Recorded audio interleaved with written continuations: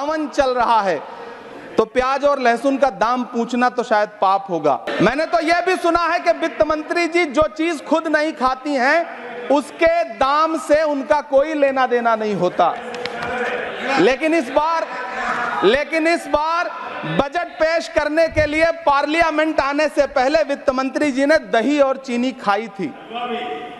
अब तो उनसे यह पूछा जा ही सकता है कि उन्हें दही, दूध और चीनी का रेट तो इन दिनों पता ही होगा। क्या उसे सस्ता करवाएंगी या नहीं सस्ता करवाएंगी? जो एजेंसियां जांच कर रही हैं उनके खिलाफ श्री इमरान प्रतापगढ़ी। धन्यवाद सभापति महोदय, आपने मुझे आम बजट पर बोलने का मौका दिया। Sir my time. नहीं, pause my time sir. Imran Pratapgarhi कहा गया है सर, थोड़ा सा इसकी जांच कराओ। नहीं, मैंने कहा यहाँ प्रमोद प्रतापगढ़ी भी बैठे। ये आपसी मामला है, ये खत्म होने वाला नहीं है मेरे से। इसकी जड़ें बहुत गहरी गई हुई हैं, मैं रोज देखता हूँ ये जड़ें गहरी होती जाती हैं। इमरान प्रतापगढ़ी। धन्यवाद सभापति महोदय। 83 मिनट 71 बार थपथपाई गई मेज, 14,417 शब्दों का बजट भाषण और उस बजट में अपने लिए राहत तलाशती मिडिल क्लास की हैरत ज़दा आंखें। सभापति महोदय, मेरे हाथों में जो दस्तावेज है दरअसल ये देश के किसानों, गरीबों, मजदूरों की उम्मीदों का स्मारक है। ऐसा लग रहा है जैसे वित्त मंत्री महोदया ने बजट नहीं तैयार किया है बल्कि प्रधानमंत्री जी की मन की बात का संकलन तैयार किया है। टूटा हुआ लश्कर का भरम देख रहे हैं, टूटा हुआ लश्कर का भरम देख रहे हैं और जिल्ले इलाही के करम देख रहे हैं। ताकत का नशा अक्ल पे हावी है तुम्हारी, तुम देख न पाओगे जो हम देख रहे हैं। वित्त मंत्री महोदया ने इस बजट में महंगाई पर सिर्फ 10 शब्द बोला है। जिस देश में टमाटर 100 रुपए किलो बिक रहा हो। सभापति महोदय, मेरा टाइम पॉज करें और बार बार इंटरप्ट करने को या तो मना करें। हाँ बोले, कृपया बोले। सभापति महोदय, वित्त मंत्री महोदया ने इस बजट में महंगाई पर सिर्फ 10 शब्द बोले हैं। जिस देश में टमाटर 100 रुपए किलो बिक रहा हो उस देश की वित्त मंत्री के पास बजट में महंगाई पर बोलने के लिए सिर्फ 10 शब्द है। डीजल, पेट्रोल, आटा, चावल, दाल, सब्जी की महंगाई का तो कोई जिक्र ही नहीं। सावन चल रहा है तो प्याज और लहसुन का दाम पूछना तो शायद पाप होगा। मैंने तो यह भी सुना है कि वित्त मंत्री जी जो चीज खुद नहीं खाती हैं उसके दाम से उनका कोई लेना देना नहीं होता। लेकिन इस बार बजट पेश करने के लिए पार्लियामेंट आने से पहले वित्त मंत्री जी ने दही और चीनी खाई थी। अब तो उनसे यह पूछा जा ही सकता है कि उन्हें दही, दूध और चीनी का रेट तो इन दिनों पता ही होगा। क्या उसे सस्ता करवाएंगी या नहीं सस्ता करवाएंगी? अगर पता है तो कृपया सस्ता करवाइए, क्योंकि इसी चीनी ने अमेठी में एक मंत्री महोदया का राजनीतिक कैरियर कड़वा कर दिया। सभापति महोदय, अपने शीश महलों में बैठे हुए सरकार के सांसद और मंत्री कह रहे हैं कि महंगाई कम हो रही है। संसद की कैंटीन से बाहर निकल करके एक चाय का कप खरीदिए, तब समझ में आएगा कि महंगाई कम हो रही है या बढ़ रही है। किसी एक दिन अपनी किसी मजदूर की तरह अपनी दिन भर की दिहाड़ी लेकर के बाजार जाइए और अपने बच्चों के लिए राशन खरीदिए, तब पता चलेगा कि महंगाई कम हो रही है या नहीं हो रही है। यहां बैठ करके बड़ी बड़ी बातें करना आसान है। ये चूनर धानी धानी भूल जाते, ये पुरवा की रवानी भूल जाते, जो आकर 4 दिन गांव में रहते तो सारी लंतरानी भूल जाते। सभापति महोदय, इलेक्टोरल बॉन्ड खरीदने के नाम छुपाने वाली सरकार, इलेक्टोरल बॉन्ड खरीदने वालों के नाम छुपाने वाली सरकार इन दिनों आम के ठेला लगाने वालों के नाम जानना चाहती है। मुझे तो होटलों, ढाबों या आम के ठेलों पर नेम प्लेट लगवाने वालों से पूछना है कि कभी खून की बोतल पर देखा है किसी का नाम लिखा हुआ? मुझे पूछना है कि क्या कोरोना के दौरान अपनी उखड़ती हुई सांसों के लिए ऑक्सीजन तलाशने वाले किसी इंसान ने ऑक्सीजन लाने वाले किसी इंसान से पूछा था कि ये ऑक्सीजन लाने वाला इंसान हिंदू है या मुसलमान है?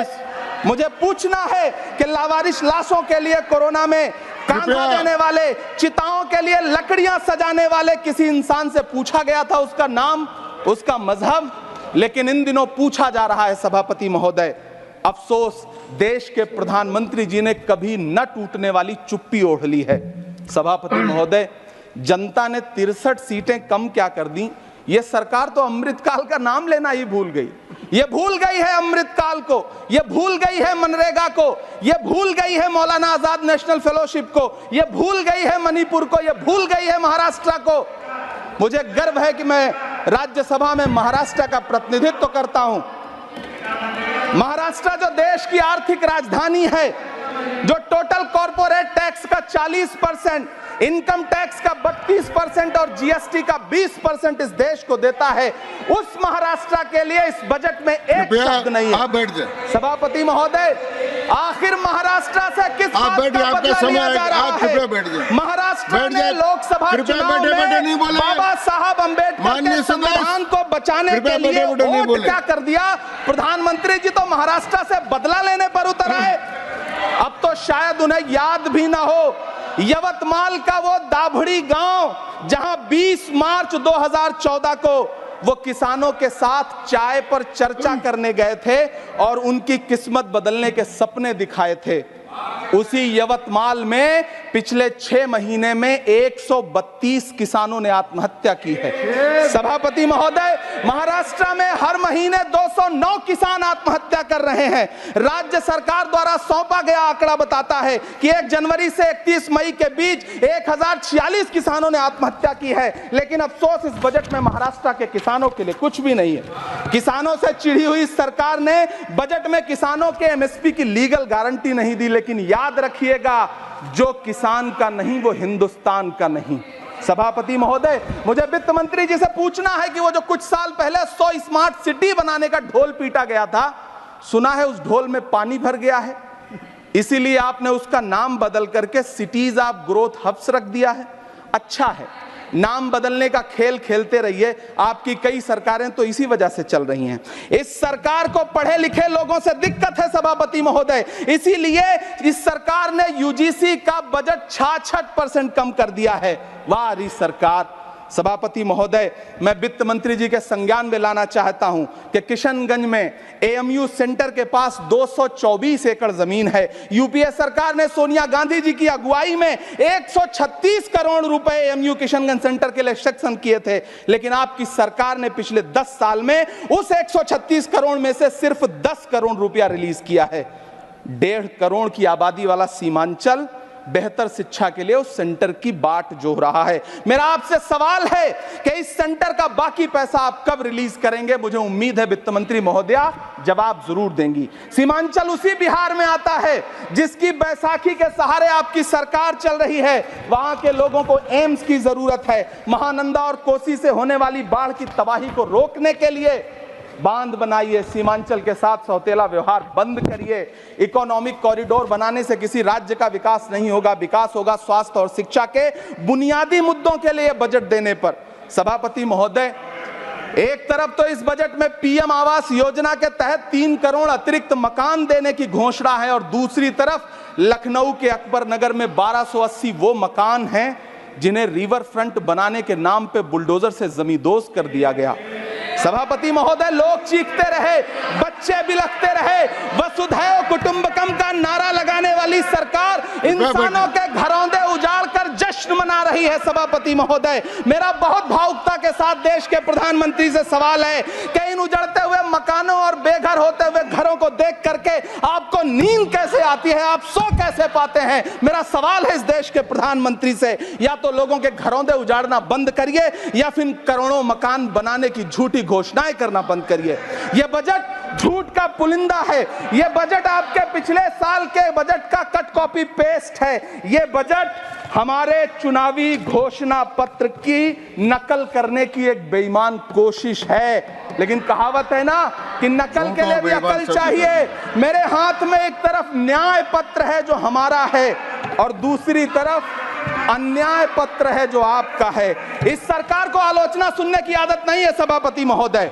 जब आप इनसे सवाल पूछिए तो ये कहते हैं कि आप बताइए 70 साल में आपने क्या किया है। मैं तो इस सदन में कहना चाहता हूं सभापति महोदय कि हमसे 70 साल का हिसाब मांगने वालों, जो सरकार अपना चलाया हुआ 2000 का नोट 7 साल नहीं चला सकी, वो हमसे 70 साल का हिसाब मांगती है। सभापति महोदय, मैं अंत में आपसे यह कहना चाहता हूं, यह बजट बैसाखी पर टिकी हुई सरकार का कुर्सी बचाओ बजट है। इस बजट में राज्यों के साथ, किसानों के साथ, नौजवानों के साथ, महिलाओं के साथ, देश के मिडिल क्लास के साथ अन्याय किया गया है और इस अन्याय का खामियाजा आपको महाराष्ट्र, हरियाणा और झारखंड के चुनाव में भुगतना पड़ेगा।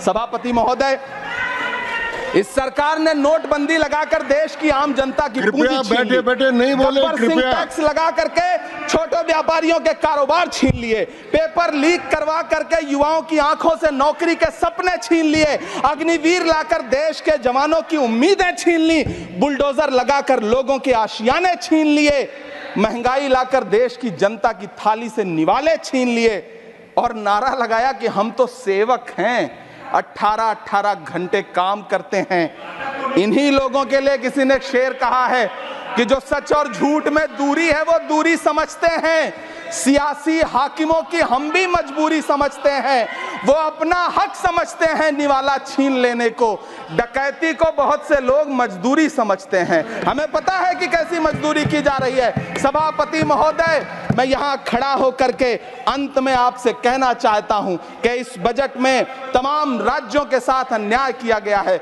इस बजट में युवाओं के साथ अन्याय किया गया है, महिलाओं के साथ अन्याय किया गया है और खास तौर से महाराष्ट्र के लिए कुछ नहीं रखा गया है। महाराष्ट्र बाढ़ से जूझ रहा है, पानी बरसने से वहां 1500 से ज्यादा लोग मारे गए हैं। उस शहर को, उस राज्य को 4000 करोड़ के पैकेज की जरूरत है ताकि जो फसलें बर्बाद हुई हैं लोगों को राहत दी जा सकी। लेकिन अफसोस, इस बजट में महाराष्ट्र के लिए ऐसा कुछ भी नहीं है। मैं आखिर में यह कहना चाहता हूं कि पिछले 7 दिन से इस बजट का बड़ा ढिंढोरा पीटा जा रहा है, इसे महान बताया जा रहा है, लेकिन कौन महान बता रहा है? सत्ता पक्ष के लोग, उन्हें तो बताना ही है। क्योंकि मैं अवध क्षेत्र से आता हूं, प्रतापगढ़ से, नीरज भाई भी अवध और पूर्वांचल से आते हैं। वहां एक कहावत है कि बिटिया की तारीफ किसने की? बिटिया की महतारी ने, यानी कि बेटी की प्रशंसा किसने की? मां ने। तो इस बजट की तारीफ सत्ता पक्ष करे तो करेगा ही, लेकिन विपक्ष के एक भी सांसद से आप पूछिए कि क्या उसके राज्य को कुछ मिला है, तो वो ये कहेगा कि नहीं, कुछ भी नहीं मिला है। बहुत बहुत धन्यवाद सभापति महोदय, मुझे आम बजट पर अपनी राय रखने के लिए। धन्यवाद।